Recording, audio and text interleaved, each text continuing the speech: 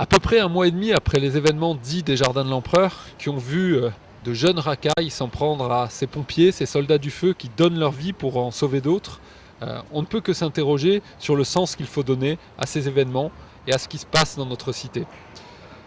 D'abord, il faut constater que les enquêtes avancent, progressent. C'est une bonne chose. Force doit rester à la loi. Il faut s'interroger. Le fait que les enquêtes avancent, n'est-ce pas simplement une manœuvre du pouvoir pour faire oublier l'abandon dont ont été victimes les quartiers des Jardins de l'Empereur? Il faut s'interroger. Est-ce que toutes les annonces qui sont faites, tous ces chantiers qui sont censés démarrer dans les prochains jours, ne sont pas que de réelles paroles, alors que l'on sait que ces dernières années, peu a été fait pour les Jardins de l'Empereur par ceux-là même qui aujourd'hui prétendent tout changer? Et puis, il faut surtout appeler à ce que l'ensemble des enquêtes progressent. On peut construire à partir des Jardins de l'Empereur une cité d'Ajaccio plus ouverte, plus tolérante, mais aussi plus dynamique, plus fière d'elle-même.